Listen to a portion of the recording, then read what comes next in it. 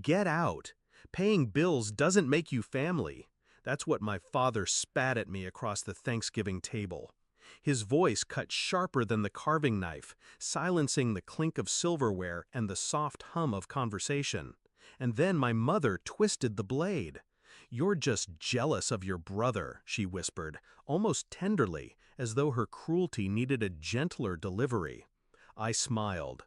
Controlled. Precise. Then let him pay the $9,600. The room shifted. Chairs creaked. Forks froze. My brother's face drained. But I didn't wait for their replies.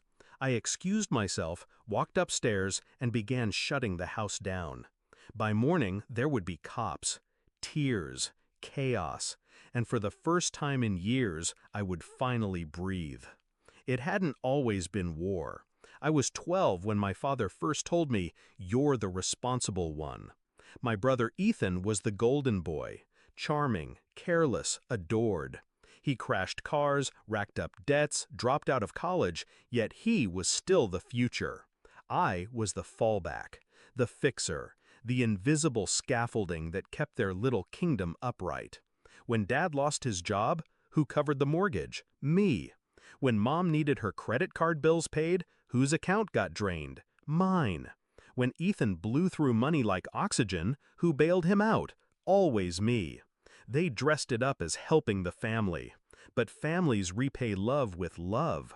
Mine repaid with silence, then entitlement, then cruelty. And still, I stayed. I paid. I carried them. Until that Thanksgiving. The betrayal wasn't in their words, it was in their laughter. One night I came home late from work, exhausted, my laptop bag still cutting into my shoulder, and I heard them in the kitchen, my parents and Ethan, laughing about me. "She really thinks she's part of this family," Dad chuckled. Mom giggled. "Let her, as long as she keeps paying the bills." Ethan's voice sealed it. "What else is she good for?" I stood there in the dark hallway, listening, not moving, letting the truth wash over me like acid. That was the night I stopped being their crutch. That was the night I began planning. I didn't rage, I didn't cry, I calculated. Every bill, every account, every utility in my name. They had forgotten something.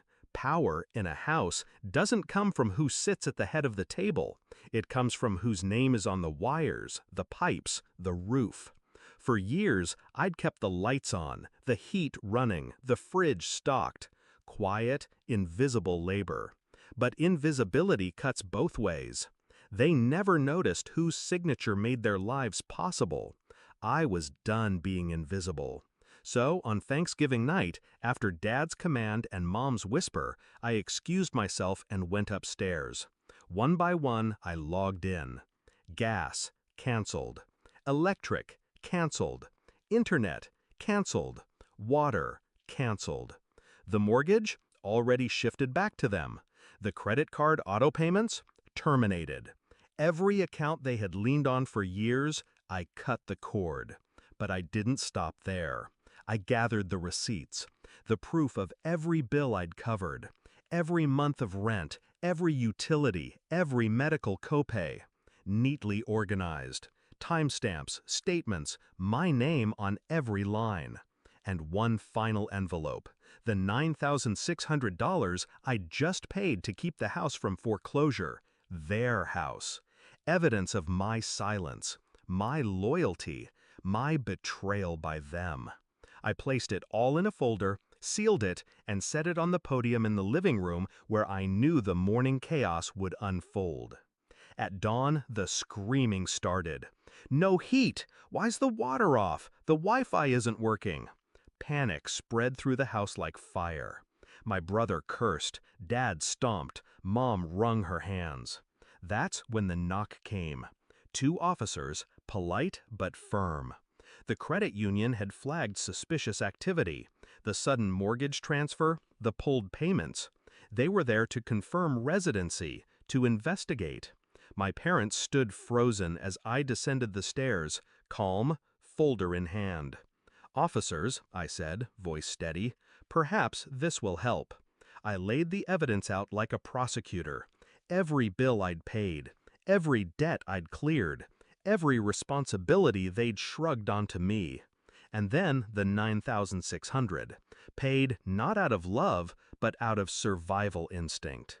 Dad's face drained of color. Mom's lips trembled.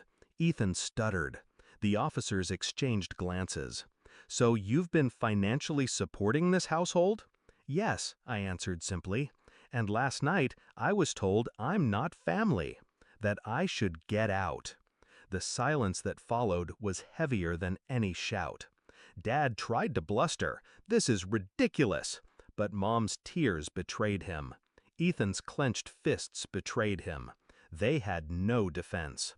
The officers left with warnings, recommendations, referrals. Legal proceedings would follow. But I didn't stay for that part. I walked out the door, folder under my arm, the November air sharp in my lungs. Behind me, the house that had drained me was unraveling.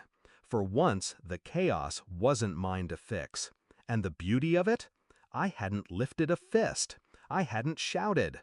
I had simply